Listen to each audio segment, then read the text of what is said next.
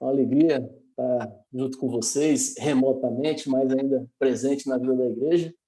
E eu queria convidar os irmãos a abrirem a palavra do Senhor na carta do apóstolo Paulo à igreja em Filipe, epístola de Paulo aos Filipenses.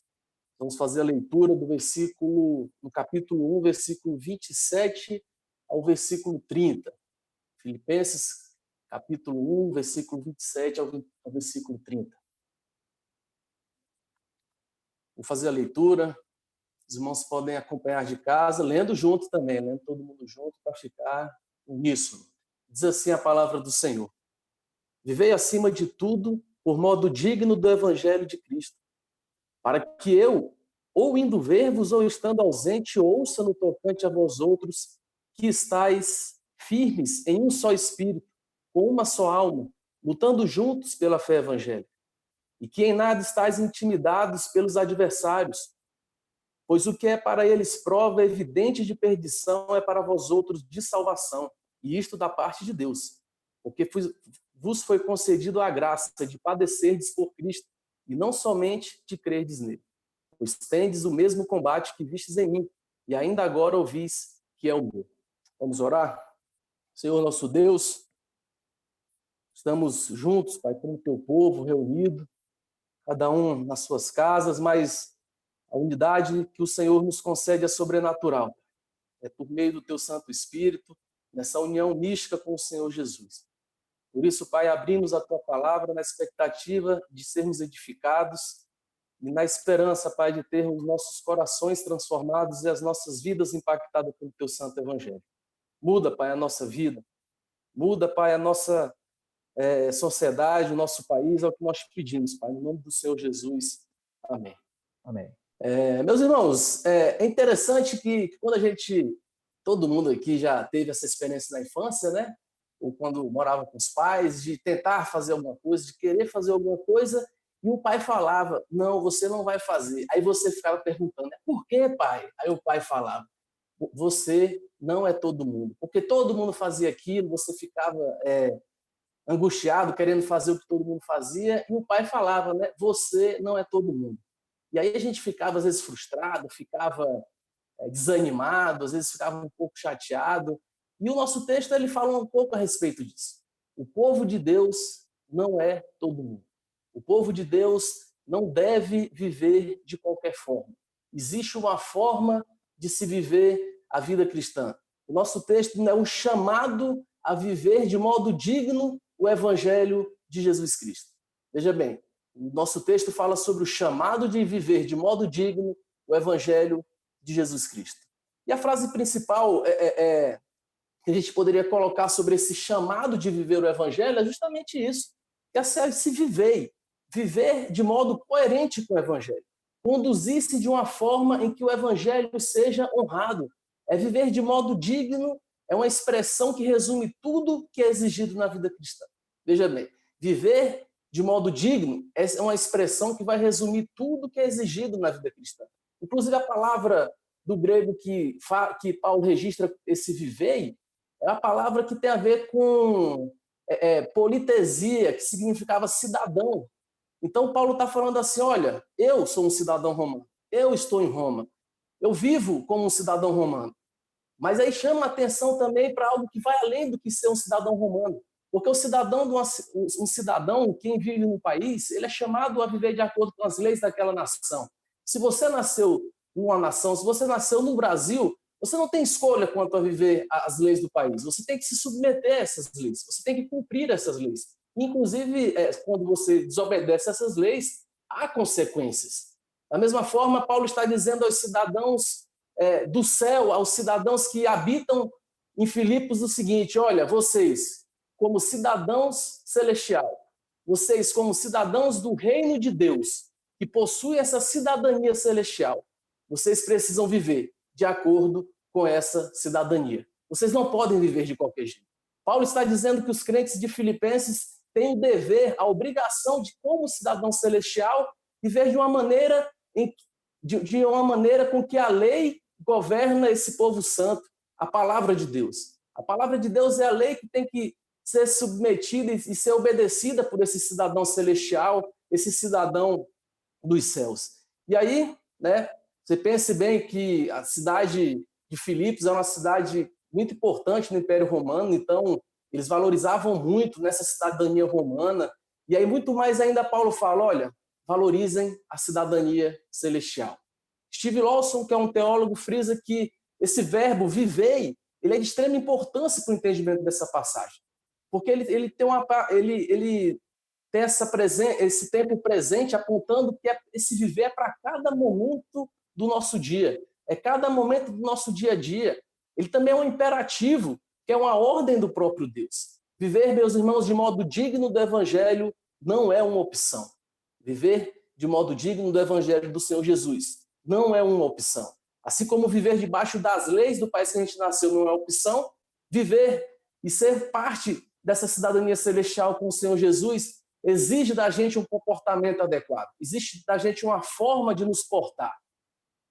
E não é de qualquer forma. O apóstolo continua dizendo que esse modo tem que ser digno. Né? Que dignidade, então, requisitada pelo apóstolo é essa? Qual é essa dignidade? O que ele está querendo dizer com isso? Já que em outras passagens, como em Efésios, no capítulo 4, versículo 1, ele fala sobre andar de modo digno do chamado de Deus.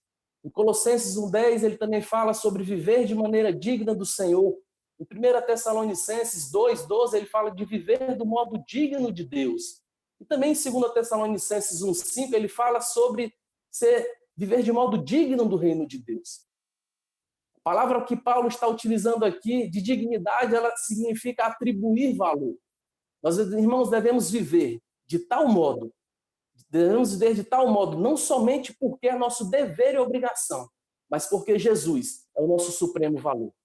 A nossa vida deve ser vivida de tal forma que escancarem a todos ao nosso redor que Jesus é o bem mais precioso que nós possuímos. Que nada mais, além do Senhor Jesus e do seu Evangelho, tem suprema importância em nossas vidas. O que Paulo está dizendo, meus irmãos, é que Deus e o seu Evangelho devem ser as coisas mais importantes na vida de uma pessoa. Nada mais deve ter tanta importância quanto Deus e o seu Evangelho. Nós, meus irmãos, estamos ouvindo isso. Nós estamos ouvindo isso do escrito de um homem que viveu prisões, açoites sem medida, perigos de morte muitas vezes. Lá em 2 Coríntios, capítulo 11, a partir do versículo 23, Paulo enumera uma série de situações em que ele passou. Ele fala que recebeu 5 vezes chibatado dos judeus, uma quarentena de açoite menos 1, 3 vezes fustigado com varas, apedrejado, 3 náufragos, uma noite e um dia passou na voragem do mar. Versículo 26 e 27 diz que em jornadas, muitas vezes, em perigos de rios, em perigos de salteadores, em perigos de patrícios, em perigos de gentios, em perigos na cidade, em perigos no deserto, em perigos no mar, em perigo entre falsos irmãos, em trabalhos e fadigas, em vigílias muitas vezes, em fome e sede, em jejuns muitas vezes, em frio e em nudez.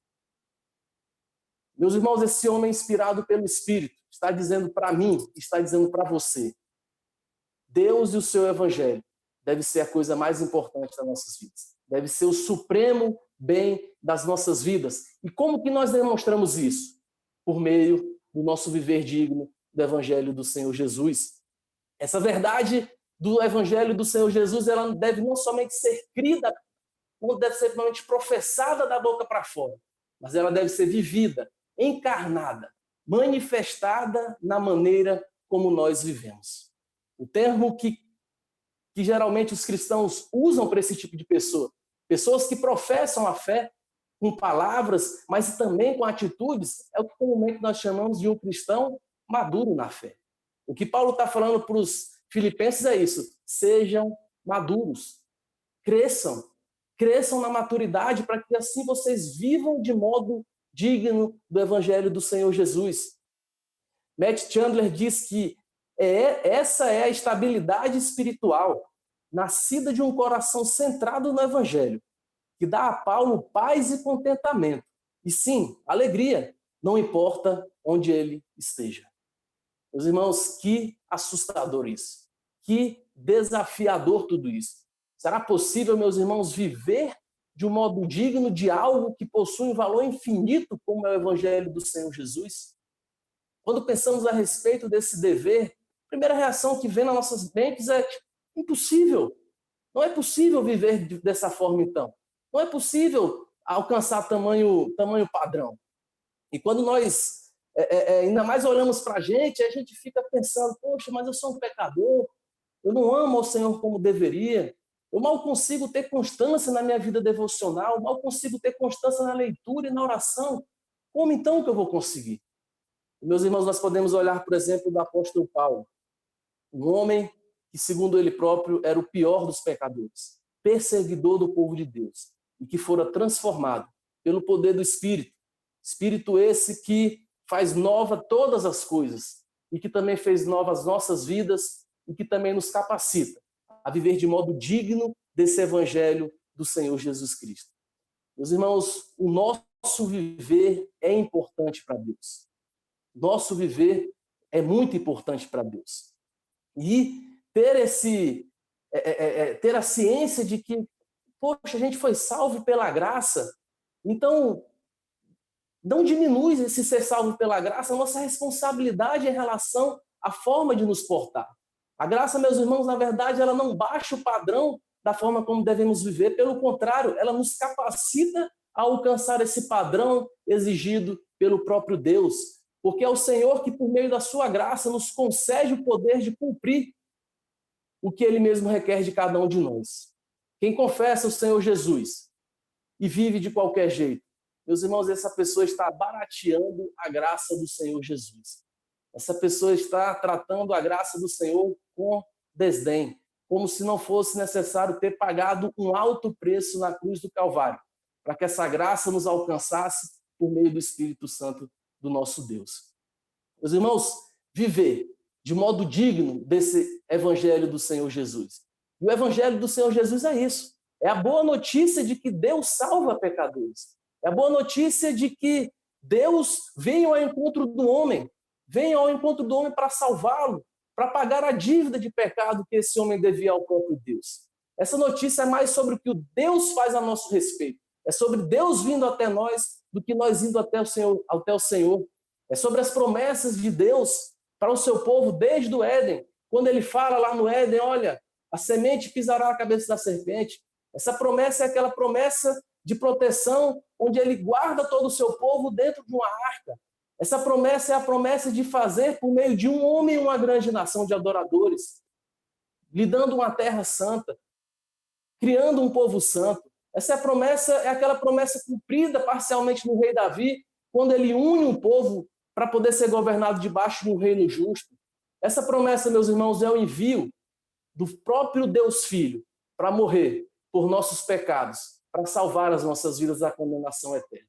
Esse é o evangelho que é poder de Deus para a salvação de todo aquele que crê, conforme Paulo em Romanos 1,16. O autor desse evangelho é o próprio Deus. Esse evangelho não é invenção de homens, mas foi acordado na eternidade por Deus Pai, Deus Filho e Deus Espírito Santo, fundado antes da fundação do mundo.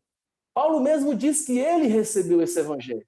Esse evangelho, meus irmãos, às vezes a gente escuta muito por aí, mas ele não é invenção de homens. Ele é do próprio Deus, dado aos homens. Paulo continua falando no nosso versículo que, olha, vivam de modo digno desse evangelho, porque indo eu ver-vos ou estando ausente, né? E aí a gente vê Paulo, o pastor daquelas ovelhas, o amigo, o íntimo daquelas ovelhas, mostrando que, olha, eu me importo com o comportamento de vocês. Inclusive, eu quero que vocês se comportem da forma adequada, da forma correta, até na minha ausência. Né? Até na minha ausência, vocês se comportam da forma adequada. E aí é interessante, né, que a alegria do pastor, quando ele percebe que as suas ovelhas se comportam de forma adequada. Vocês, meus irmãos, alegram não somente o Senhor Jesus, que é o supremo pastor, mas vocês alegram os pastores de vocês, os pastores da igreja de vocês, quando vocês se comportam de modo digno desse evangelho. E Paulo também não está por perto, ele frisa que isso não é motivo para eles não se comportarem de forma adequada. Muitas vezes isso acontece, né? Na frente de autoridades, na frente dos pastores, em público, nós temos a tendência de querer fazer a coisa certa, de querer, né, se comportar de forma adequada, mas quando estamos no isolamento do nosso quarto, sozinhos, sem ninguém vendo nada, é nessas horas, meus irmãos, que geralmente nós não nos comportamos de modo digno do Evangelho. Só que aqui nós nos equivocamos, porque pode ser que não haja ninguém vendo. Pastores não estão vendo, familiares não estão vendo, autoridades ao nosso redor não estão vendo. Mas nós esquecemos de uma verdade bem cara aos reformadores, e a nossa teologia é reformada. Nós vivemos coram Deo. Nós vivemos na presença e diante da face de Deus. Meus irmãos, isso deve causar tremor nas nossas vidas. Porque muitas vezes nós não vivemos de modo digno do Evangelho na frente, na ausência de pessoas, e ignoramos que o próprio Deus está nos vendo, que o próprio Deus vê o nosso comportamento, que o próprio Deus está vendo as nossas falhas e as nossas rebeldias diante dele. Por isso que isso é maturidade. Viver de modo digno do Evangelho é viver com maturidade, porque pessoas maduras, elas se comportam da maneira adequada, independentemente se tem alguém por perto ou não. Elas não estão procurando aprovações das pessoas para poder fazer as atitudes corretas, tomar os posicionamentos corretos. Elas estão preocupadas com Deus, com agradar ao seu Senhor, com viver de modo digno desse Evangelho dado pelo Senhor Jesus. Meus irmãos, agora vamos às aplicações práticas, né? O que nós aprendemos com Paulo, esse escritor das prisões, é que, independente das circunstâncias que vivemos, nós somos chamados a viver de modo digno do Evangelho do Senhor Jesus.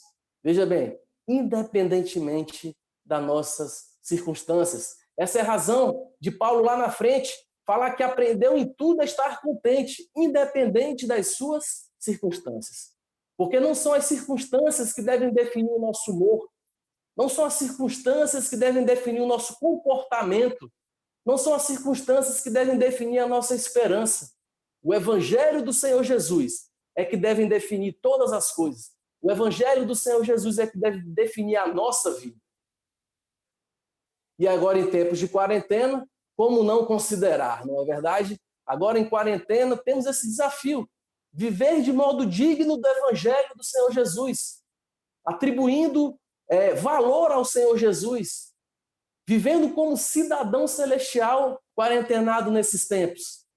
E, infelizmente, meus irmãos, muitos que professam o Evangelho do Senhor Jesus têm desonrado, têm tirado o valor e têm envergonhado o Evangelho do Senhor Jesus.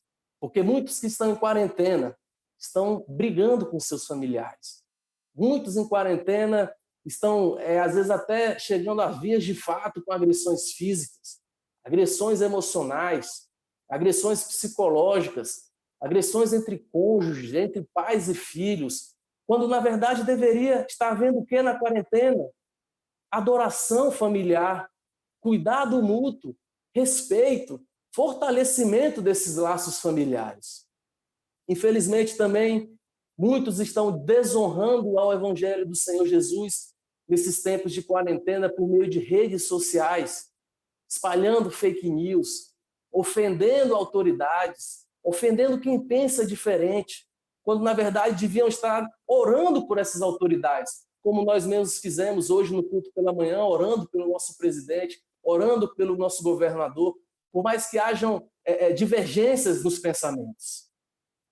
Não são pouco, meus irmãos, também aqueles que não têm vivido de maneira digna do Evangelho do Senhor Jesus nesses tempos de quarentena, quando eles são possuídos por ansiedades, desesperos, desesperança, esquecendo que vivemos em um mundo que não está entregue à sua própria sorte, mas estamos vivendo num mundo que é governado com braço forte e sabedoria e amor pelo nosso Deus. Essas pessoas muitas vezes manifestam essas inquietações por meio de atitudes como a gente tem visto, de pessoas fazendo compras para 2 meses, fazendo compras como se fosse durar 3 meses de quarentena, né? Então, muita cautela, meus irmãos, muita cautela, e que o Senhor nos conceda o seu Espírito para que a gente examine o nosso coração, para saber se a gente tem honrado ao Senhor ante esses dias de quarentena. Ver se a gente tem vivido de modo digno nesses tempos de quarentena. A gente não está ignorando as dificuldades de se viver esses tempos. Certamente são tempos difíceis. Mas Paulo também viveu tempos difíceis. Paulo, quando escreve essa carta, está preso. Né? Nós estamos quarentenados no conforto dos nossos lares. Muito melhor do que a situação do apóstolo.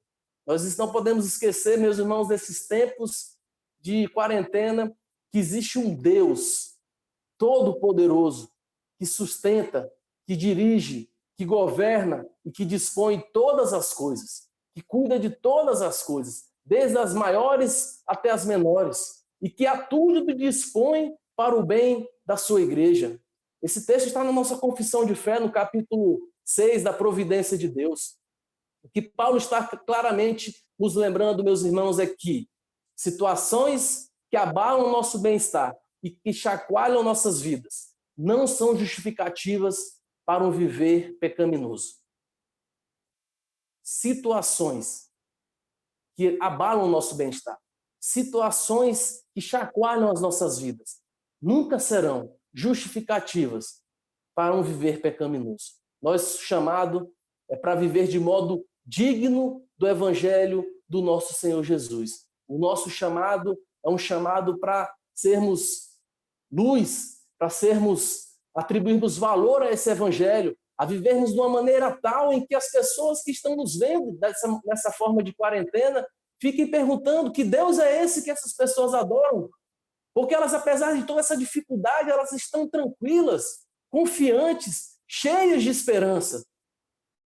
Cheias de esperanças de que existe uma vida melhor do que essa, que existe uma vida depois dessa. Meus irmãos, talvez esse seja um grande desafio da igreja nesses tempos que vivemos.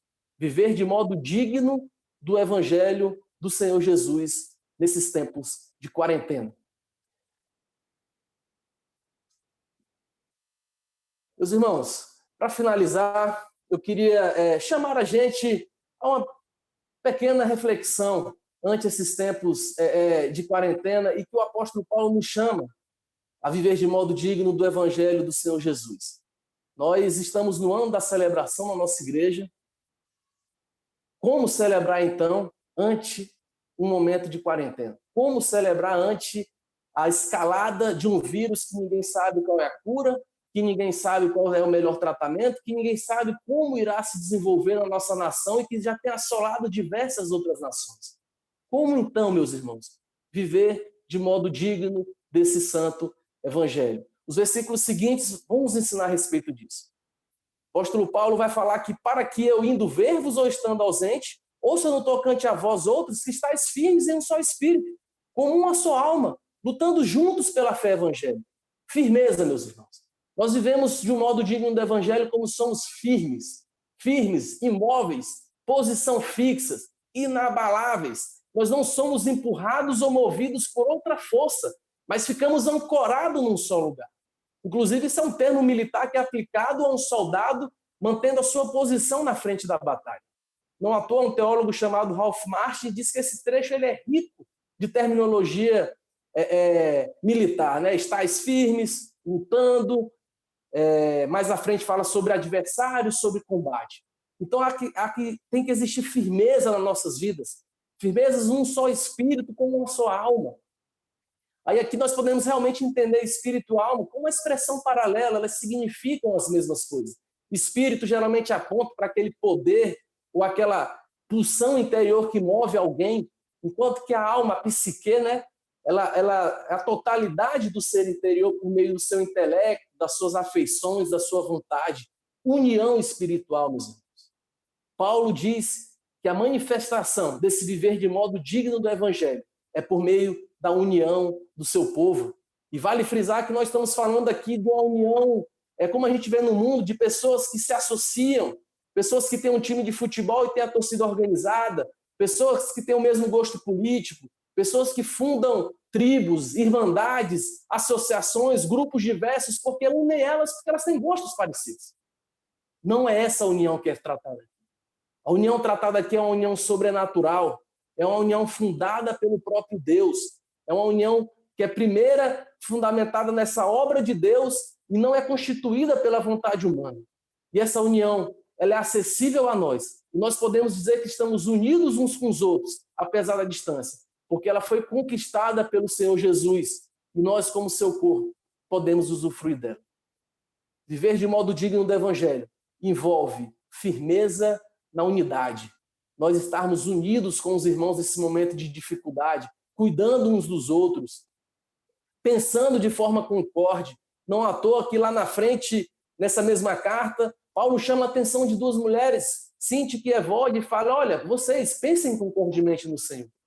Porque a união, meus irmãos, é algo valioso para o Senhor. A união do seu povo é algo precioso para Deus. Lá em Provérbios, no capítulo 6, versículo 17 ao 19, o Senhor fala que os olhos altivos, a língua mentirosa, mãos que derramam sangue inocente, coração que trama projetos iníquos, pés que se apressam a correr para o mal, testemunha falsa que profere mentiras. 6 coisas que o Senhor abomina. A 7ª, quem semeia contenda entre os irmãos. As coisas importantes deveriam ser unânimes no meio do povo de Deus. As acessórias, a gente consegue viver de forma tranquila com as divergências acessórias. Isso é, meus irmãos, maturidade. Isso é viver de modo digno do Evangelho do Senhor Jesus. Ele continua também falando que, olha, não somente sejam firmes com um só espírito e uma só alma, mas também batalhem, lutem pela fé evangélica. Lutar, combater, é de onde essa palavra combater e lutar é sunatleo, de onde se origina a palavra atleta, né, como nós conhecemos. Nós somos verdadeiros combatentes do Senhor Jesus, atletas de Cristo, dando o nosso máximo, entregando todo o nosso ser nessa competição que é viver de um modo digno do Senhor Jesus. E, meus irmãos, atletas são seres dedicados. Atletas olímpicos, as atletas de ponta, eles são pessoas disciplinadas, eles têm dietas rígidas, eles criam rotinas de treinamento, descanso, de vida, que para pessoas comuns como a gente parece até um absurdo. Os atletas levam a sério a sua vida de atleta e as suas competições. O que Paulo está dizendo para nós é a mesma coisa. Olha, levem a sério essa luta pela fé evangélica. Essa luta é de todos vocês. Não é só do pastor, não é só de doutores da igreja. Essa luta é de todo o povo de Deus. Se dediquem, se esforcem, treinem, leiam livros, leiam a Escritura, estudem a Escritura, participem da escola bíblica dominical, se capacitem, sejam disciplinados para lutarem pela fé evangélica. Paulo, em outra carta, na primeira carta à igreja de Corinto, no capítulo 9, versículo 25, diz que todo atleta em tudo se domina. O empenho, aqueles para alcançar uma coroa corruptível, nós, porém, a incorruptível. Meus irmãos, se esses homens, se esses atletas se dedicam tanto para uma coroa que não tem valor, que é corruptível, quanto mais nós deveríamos nos empenhar para viver de modo digno do Evangelho, ao estarmos lutando pela fé evangélica. Por fim, meus irmãos, ele fala que nada estáis intimidados. Então, sejam firmes nessa união, lutem pela fé evangélica e não sejam intimidados. Essa é a unidade no coração e na mente, no trabalho, na fé, no ensino, que fortalece o povo de Deus contra os adversários. Essa unidade, essa luta do povo de Deus faz com que a gente não seja intimidado. A palavra que Paulo utiliza aqui para intimidado é quando a gente vê um grupo de cavalos e que tem um barulho muito grande, eles saem correndo intimidados, saem assustados. Da mesma forma, quando a gente vê final de ano, né, que a gente está em casa, quem tem cachorro em casa, vê quando chega a época dos fogos de artifício, o cachorro em casa fica intimidado, fica assustado, fica, né, amedrontado. Paulo está falando isso, olha, não fiquem assim. Não fiquem assim diante dos adversários, porque adversários se infiltravam naquela igreja. No capítulo 3 ele fala sobre cães, maus obreiros, judaizantes da falsa circuncisão, inimigos da cruz. Não fiquem intimidados por esses homens. Labutem, sejam disciplinados, sejam como atletas que defendem a fé e são firmes na união com os seus irmãos. Essa é a maturidade, essa é uma forma de se viver dignamente do Evangelho do Senhor Jesus. Porque, meus irmãos, tudo isso, para aqueles que desonram o Evangelho, é prova de perdição. É consequência de quem se propaga um falso Evangelho, perdição. Mas para aqueles que defendem o verdadeiro Evangelho, para aqueles que labutam pelo verdadeiro Evangelho, é prova de salvação, é forma de aprovação. Aqui Paulo também utiliza um termo que era bem comum nas arenas dos gladiadores, quando tinha batalha e o imperador estava assistindo. Quando ele ia aprovar ou ia reprovar um lutador, ele botava a mão para frente e aí ele dava o ok ou desaprovava, né? Então, o que Paulo está dizendo, olha, labutar por essa fé, ser firme na unidade, isso é prova de salvação, isso é aprovado diante de Deus, isso vem de Deus. Essa percepção de que tanto essa aprovação quanto a reprovação, ela vem do Senhor Jesus. Pessoas são enviadas, meus irmãos, para o inferno porque o Senhor Jesus as envia, porque eles são reprovados diante de Deus. Então não nos enganamos com relação a isso. E, meus irmãos, por fim, nós vivemos também de modo digno do Evangelho, quando nós reconhecemos graça no sofrimento que passamos. Versículo 29 diz que porque vos foi concedido a graça de padecerdes por Cristo, e não somente de crerdes nele, pois tende o mesmo combate que viste em mim, e ainda agora ouvis que é meu. Meus irmãos, esse talvez seja um grande desafio. Nós vivemos tempos onde há sempre a ideia de que o viver cristão, que a bênção da vida cristã é prosperidade, é uma família saudável, é uma família sem problemas, é estar financeiramente estável, é as coisas estarem dando certo na nossa vida. Esse é o comum. Esse é o comum. As pessoas pensam assim. Esse é o evangelho que é propagado por aí. Falando que ser abençoado por Deus é quando tudo vai bem na sua vida. Paulo está aqui lembrando a igreja de Filipos e a nós que isso realmente é bênção quando as coisas vão bem. Mas também é bênção, é graça de Deus padecerdes por Cristo. Sofrer por causa do evangelho do Senhor. Sofrer por causa da perseguição. Sofrer porque eu defendo esse evangelho, porque eu sou firme na união com os meus irmãos, porque eu busco viver de modo digno do evangelho do Senhor Jesus. Isso é graça, meus irmãos. Sofrer deveria alegrar o nosso coração. Sofrer pela causa do evangelho, não qualquer sofrimento. Não qualquer sofrimento, mas sofrimento pela causa do evangelho. Em Atos é registrado que Pedro e outro apóstolo são levados ao Sinédrio, eles sofrem chibatadas por causa do evangelho e eles voltam à presença dos outros irmãos rindo, celebrando, alegres, porque foram dignos de padecer dos mesmos sofrimentos do Senhor Jesus. Talvez aqui seja um dos grandes desafios dos nossos tempos, onde a associação do evangelho ao bem-estar e ao conforto é muito forte. E precisamos ter a nossa mente transformada para sermos lembrados que padecer pelo evangelho também é uma bênção, também é motivo de alegria para o nosso coração, também deveria ser motivo de celebração, de júbilo em nossas vidas. Não à toa Paulo está passando por tudo isso e Paulo está alegre, preso por causa do evangelho, perseguido, mas está lá, satisfeito, celebrando na presença de Deus. Meus irmãos, viver de modo digno do evangelho. Esse é o chamado de Deus para as nossas vidas. E nós fazemos isso mantendo a firmeza na unidade. Unidade essa sobrenatural conquistada pelo Senhor Jesus que ele concede aos seus filhos. Modo digno de viver do evangelho também é quando lutamos pela defesa da fé evangélica e quando nos alegramos na graça de padecer pelos sofrimentos que o apóstolo Paulo mesmo sofreu e o Senhor Jesus, e nós também somos chamados a passar por tudo isso. Que a palavra do Senhor, nesses tempos de quarentena, possa impactar as nossas vidas, de modo a que a gente venha, apesar da distância, manter a união com os nossos irmãos. União essa sobrenatural, União essa que não depende de estarmos no mesmo espaço físico, mas depende da gente defender a mesma fé, da gente promover a mesma fé, a verdadeira fé cristã, a verdadeira fé evangélica, aquela que é Deus enviando o seu Filho de forma miraculosa para salvar pecadores que nada podiam fazer por si. E, meus irmãos, as consequências disso vão ser perseguições, sofrimento, e devemos olhar para esse sofrimento de forma alegre, de forma jubilosa, porque é graça de Deus para as nossas vidas. E que essa seja a palavra para a nossa semana nesses tempos de quarentena.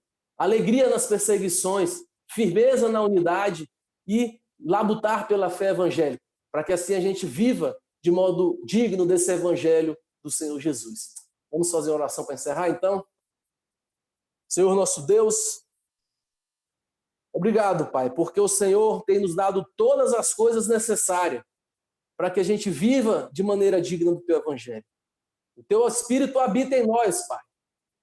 O Teu Espírito é poderoso, é transformador, é o Espírito que faz novo todas as coisas.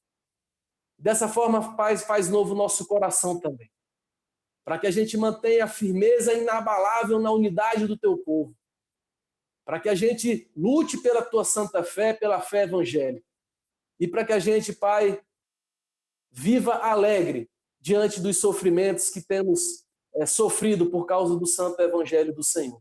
Essa é a nossa oração, Pai, no nome do Senhor Jesus. Amém.